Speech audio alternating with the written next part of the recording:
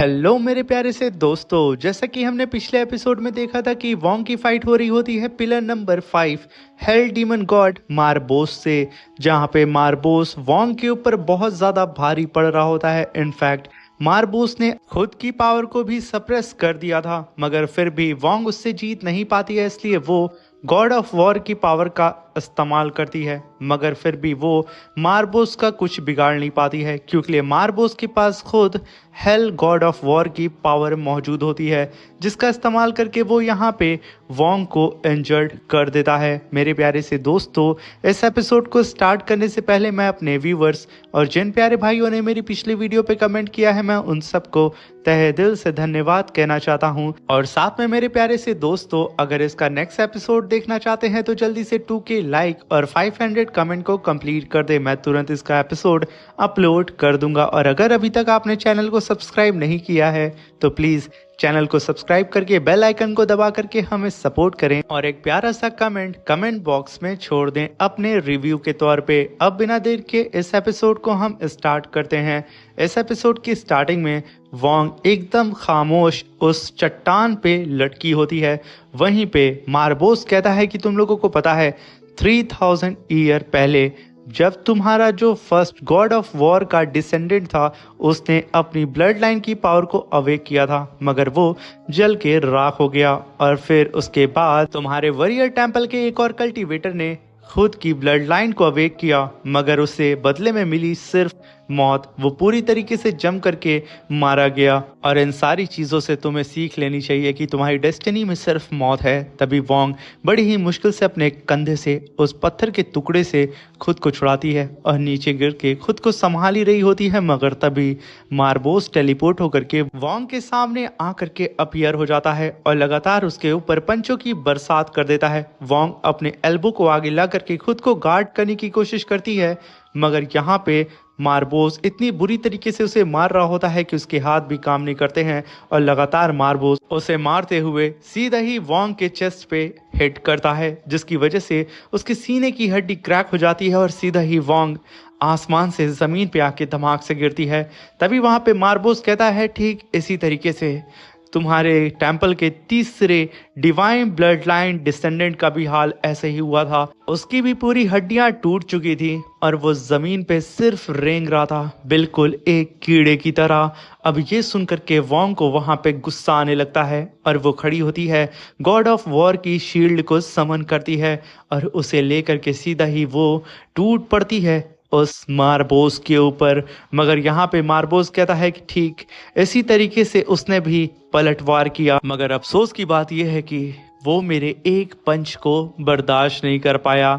ये कहने के साथ मारबोस वहाँ पे हेल पंच अटैक सीधा ही यहाँ पे वोंग की शील्ड के ऊपर करता है।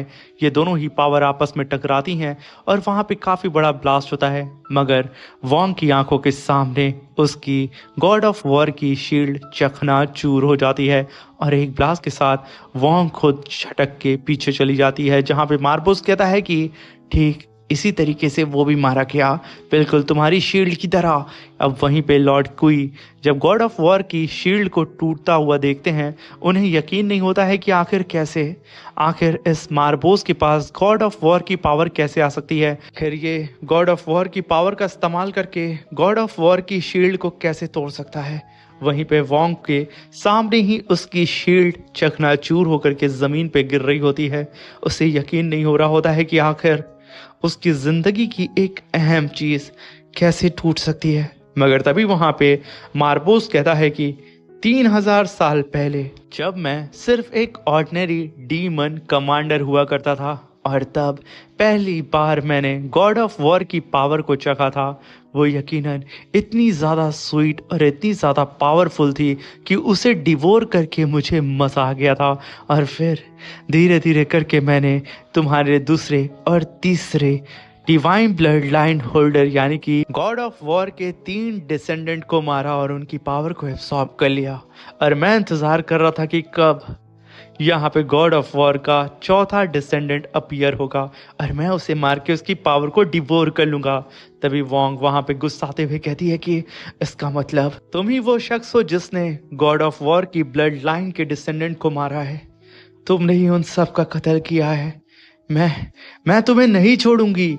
ये कहने के साथ वोंग लड़खड़ाते हुए खुद के कंधे को पकड़ लेती है और अपनी पावर को अनलिश करके वहां पे गॉड ऑफ वॉर की धर्मा बॉडी को समन करती है और चिल्लाते हुए कहती है कि मार्बोस, आज मैं तुम्हें किसी भी कीमत पे ख़त्म कर दूंगी। तभी मार्बोस कहता है कि बहुत खूब, यहाँ पे फाइनली तुमने गॉड ऑफ वॉर की पूरी पावर का इस्तेमाल कर लिया। आ जाओ, जल्दी से आ जाओ मेरे पास।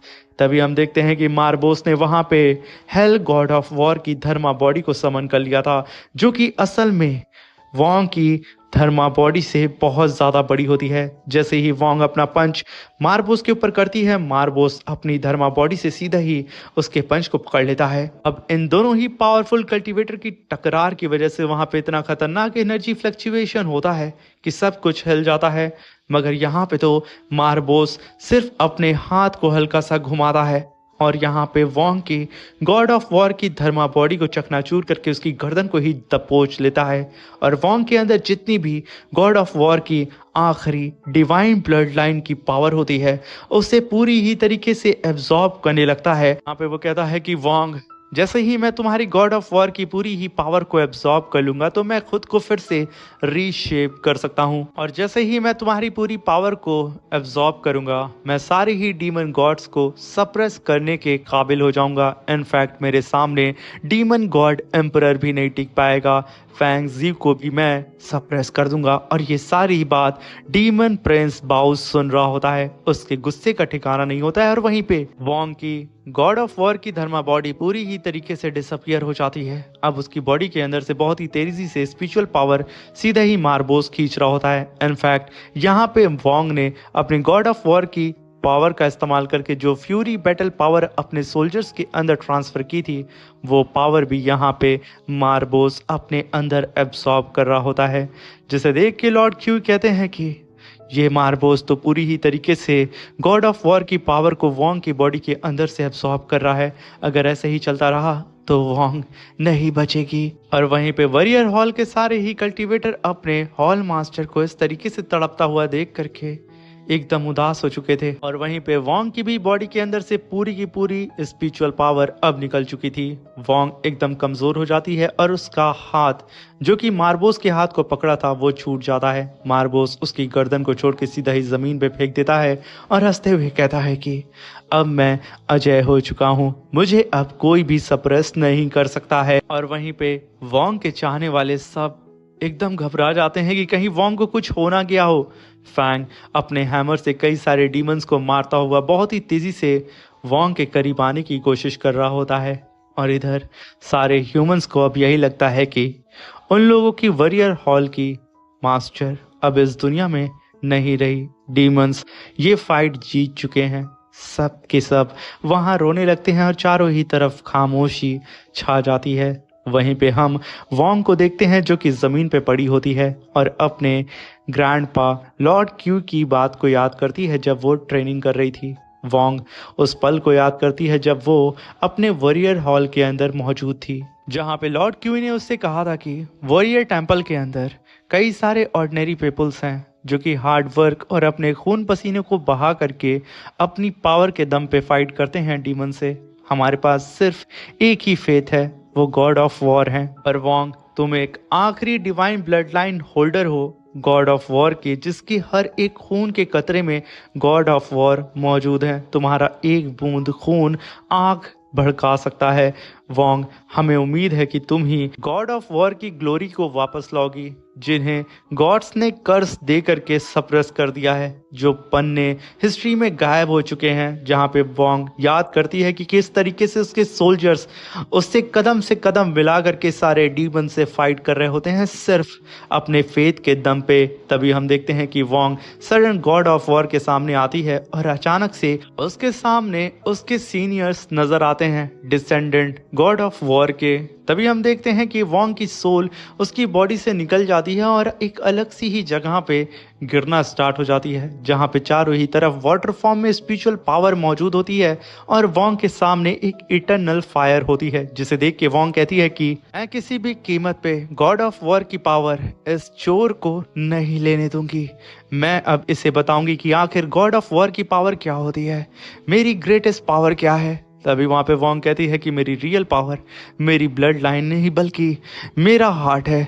मेरे दिल के अंदर जो जज्बा है लड़ने का वो है अपने लोगों की खातिर। मैं अपने डिवाइन ब्लड लाइन को बर्न कर दूंगी। ये कहने के साथ वोंग ने उस गॉड ऑफ वॉर की इटर्नल फायर को अपने अंदर एब्जॉर्ब करना स्टार्ट कर दिया था अपनी डिवाइन ब्लड लाइन को बर्न करने के साथ में। तभी रियल वर्ल्ड में वहां पे काफी बड़ा धमाका होता है और चारों ही तरफ eternal fire God of war की नजर आ रही होती है, जहां पे आके खड़ी हो चुकी थी वोंग। और इसका नया लुक यकीनन एकदम खतरनाक लग रहा होता है, जैसे कि ब्लडी गॉड ऑफ वॉर खुद ही आकर के खड़ा हो चुका है। तभी वहां पे वोंग सिर्फ अपने हाथ को स्विंग करती है और वहां पे एक धमाका होता है और उस धमाके की वजह से यहाँ पे मार्बोस छटक के पीछे चला जाता है और उसके ऊपर यहाँ पे वोंग की इटर्नल फायर लग जाती है, जिसकी वजह से उसका शरीर जलने लगता है। वो चिल्लाते हुए कहता है कि आखिर ये कैसी फायर है जो कि मेरे शरीर को जला रही है। तभी वोंग कहती है कि ये लास्ट फॉरबिडन टेक्निक है गॉड ऑफ वॉर के डिस्टेंडेंट की। मैंने यहाँ पे अपने 10,000 डिवाइन ब्लड को इकट्ठा करके उसे राख में बदल दिया, तब जाके मुझे गॉड ऑफ वॉर की इटर्नल फायर अचीव हुई है और ये सिर्फ गॉड ऑफ वॉर के डिसेंडेंट को ही मिलती है, ना कि तुम जैसे चोर को। ये कहने के साथ वोंग एक लंबी छलांग लगाती है और सीधा ही अटैक करने के लिए बढ़ चुकी थी मार्बोस के ऊपर। मार्बोस कुछ समझ पाता एक पंच सीधा ही उसके फेस पे वोंग का पड़ता है और वो छटकते हुए आसमान में जाता है, जहां पे वोंग अपनी फास्ट स्पीड के साथ अब बहुत ही बुरी तरीके से मार्बोस को पीटना शुरू कर देती है, जहां पे मार्बोस खुद को संभाल ही नहीं पा रहा होता है। कुछ पल के लिए वो खुद को होल्ड करता है, मगर यहाँ पे वोंग उसके सर पे सवार होती है और सीधा ही आकर के एक पंच उसके सीधा थोबड़े पे दे मारती है और उसे उठा करके आसमान से सीधा जमीन पे धंसा देती है और ठीक उसके सामने अपनी गॉड ऑफ वॉर की इटर्नल फायर को रिलीज करते हुए खड़ी होती है। तभी वहां पे मार्बोस हंसते हुए खड़ा होता है और कहता है कि मैं भी देखता हूं कि आखिर एक मॉर्टल कल्टीवेटर कब तक खुद को जला करके यहाँ पे मेरे सामने खड़ा होता है। ये कहने के साथ उसने जो अपने ऊपर सील लगाई थी उसे वो डिस्ट्रॉय कर देता है। इसकी वजह से उसकी पावर चारों ही तरफ फ्लोट करने लगती है, जिसे देख करके लॉर्ड क्यूई कहते हैं कि इस हेल डीमन गॉड ने अपनी पूरी पावर को अनलेश कर दिया है और अपने ऊपर लगाई हुई सील को तोड़ दिया है। अब ये ओरिजिनल फॉर्म में आ चुका है, जो कि इसकी रियल कल्टीवेशन है 9th रैंक के 7th लेवल पे। तभी वहां पे मार्बोस कहता है कि लिटिल वॉरियर, मैं pillar number 5 hell demon God हूँ, द ग्रेट डीमन गॉड, और तुम जैसी छोटी सी मोमबत्ती आखिर कब तक यहाँ पे टिकी रहेगी? आखिर तुम कब तक यहाँ पे खुद को जला करके इस अंधेरी रात को उजाला करोगी?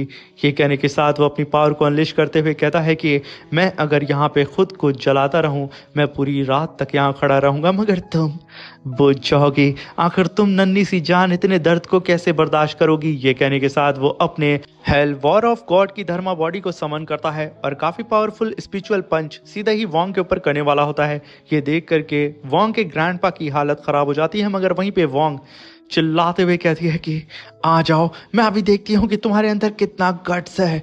ये कहने के साथ वोंग सीधे ही जा करके अपने हाथों से ही हेल वॉर ऑफ गॉड की धर्मा बॉडी को रोक देती है, बिना ही अपनी धर्मा बॉडी को रिलीज किए हुए। तभी वहां पे वोंग कहती है कि भले ही मैं छोटी सी कैंडल हूँ जो कि ज्यादा देर तक जल नहीं सकती है, मैं इस दर्द को भी बर्दाश्त नहीं कर सकती हूँ, मगर मेरे कमांडर ने मुझसे कहा था कि वोंग, तुम ये कभी भी मत भूलना कि तुम अकेले ही फाइट कर रही हो। तुम्हारे पीछे हम हैं, तुम्हारे पूरे वॉरियर हॉल के कल्टीवेटर हैं, जिनका फेथ तुम पे है, जिनकी विल पावर तुमसे जुड़ी हुई है, जो कि हर जंग में तुम्हारे साथ खड़े होंगे, तुम्हें अकेला कभी नहीं छोड़ेंगे, क्योंकि उनको तुम पर पूरा भरोसा है, क्योंकि तुम ही तो उनकी फेथ हो। ये कहने के साथ वोंग कहती है कि मैं यहाँ पे ह्यूमैनिटी के खातिर खड़ी हूँ और मेरे साथ मेरा पूरा परिवार है। ये कहने के साथ वोंग अपनी पावर को अनलिश करते हुए सीधा ही उस पावरफुल पंच को पीछे ढकेलने की कोशिश करती है, मगर वहां पे मार्बोस कहता है कि मुझे तो कुछ नजर नहीं आ रहा है, कहाँ है तुम्हारा फेथ? मगर तभी वहां पे साइनर के ग्रैंडपा लॉर्ड क्यूई कहते हैं कि वॉरियर्स, हम सबको यहाँ पे भरोसा है, हमारी हॉल मास्टर वोंग को हम किसी भी कीमत पे हारने नहीं देंगे ह्यूमैनिटी के खातिर। ये कहने के साथ वो सब के सब अपनी पावर को ट्रांसफर करने लगते हैं वोंग के अंदर, जिसकी वजह से वोंग की पावर बढ़ने लगती है। इनफैक्ट फैंग भी यहाँ पे अपनी थ्रोन की पावर सीधा ही ट्रांसफर करने लगता है वोंग के अंदर, जिसकी वजह से वोंग की पावर 10 गुना बढ़ जाती है। तभी वहां पे वोंग कहती है कि ये है मेरा फेथ। ये कहने के साथ वोंग अपनी गॉड ऑफ वॉर की इटर्नल फायर को रिलीज करती है, और जैसे ही उसने ये किया था पूरे के पूरे उसके फोरहेड के ऊपर मार्क अपीयर हो जाता है। उसके अंदर एक अलग सी ही ज्वाला अपीयर हो जाती है, और तुरंत ही वहां पे वोंग अपनी गॉड ऑफ वॉर की टनल फायर को रिलीज करके उस हेल गॉड ऑफ वॉर को पूरी ही तरीके से जला के राख कर देती है, और उसके पंच को फाड़ते हुए सीधा ही जाकर के काफी पावरफुल फीस्ट अटैक सीधा ही उस मारबोस के ऊपर करती है। मारबोस को यकीन नहीं होता है कि आखिर ये कैसे हो गया, इसने ये सब कुछ कैसे किया, इसकी पावर सडन ऐसे कैसे बढ़ गई, ये क्या हो रहा है। मगर तभी वहां पे वोंग पलटती है और खींच करके उसके मुंह पे एक पंच मारते हुए कहती है कि ये मेरे लोग का फेथ है। ये कहने के साथ एक ही पंच में वोंग ने उसे जमीन के अंदर गाड़ दिया था। मगर तभी वहां पे मारबोस कहता है कि तुम यहाँ पे अपनी डिवाइन ब्लड लाइन की पावर को बर्न कर रही हो, ये इस दुनिया की सबसे बड़ी पनिशमेंट है।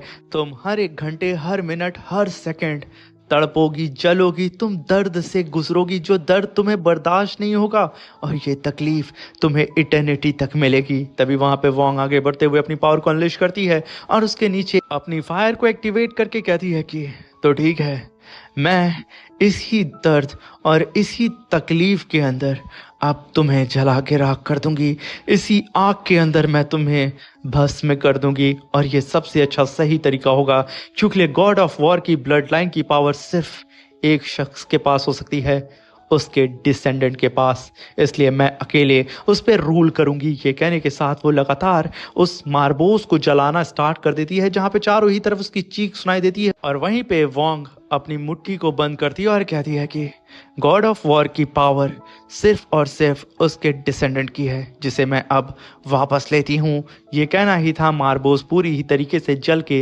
राख हो जाता है। वहीं पे वोंग लड़खड़ाते हुए जमीन पे गिरती है, मगर वो खुद को वहां पे संभाल लेती है और एक जलती हुई ज्वाला की तरह सबके सामने खड़ी होती है, जहां पे आवाज आती है कि जब गॉड ऑफ वॉर की ब्लड लाइन पूरी ही तरीके से हिस्ट्री से मिटने वाली थी, तब वोंग ने अपनी रीढ़ की हड्डी को पूरी तरीके से जला के अपने डिवाइन ब्लड एसेंस को बर्न करके नए पाथ का निर्माण किया, जिसका नाम पाथ ऑफ फ्लेम है, और यही वॉरियर हॉल की नई फेथ है। अब हर एक वॉरियर के दिल के अंदर अब वोंग की यही ज्वाला जलेगी, वो भी इटर्निटी तक, जो कि अब इसे कोई भी बुझा नहीं सकता है, क्योंकि ये है न्यू पाथ ऑफ फ्लेम। तभी हम वहां पे डीमन प्रिंस बाओ को देखते हैं, जो कहता है कि डीमन गॉड मारबोस, तुम यहाँ पे सोच रहे थे मेरे फादर को सप्रेस करने के लिए, मगर बेवकूफ तुमने खुद की कब्र खुद से खोद ली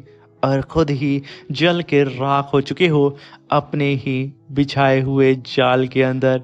मगर तभी वहां पे स्टार डीमन गॉड कहता है कि चलो फिर, मैंने यहाँ पे जितने लोगों को सेलेक्ट किया था उनमें से एक तो बच गया, मगर अब देखते हैं कि आखिर वो इनमें से कौन सा शख्स है जिसकी डेस्टिनी में मौत लिखी है। ये कहने के साथ वो अगले बंदे को सेलेक्ट करता है, जो कि और कोई नहीं सीमा सियान होता है, और उसके सामने मौजूद होता है थंडर डीमन गॉड, जो कि चिल्लाते हुए कहता है कि लड़के, पिछली बार तुम मुझसे बच गया था, मगर इस बार मैं तुम्हारी बोन ब्लड फ्लैश को पूरी ही तरीके से टुकड़े टुकड़ों में काट करके अपने बेटे के क्राउन के इनहेरिटेंस को वापस लाऊंगा और उसे रीइंकार्नेट करूंगा।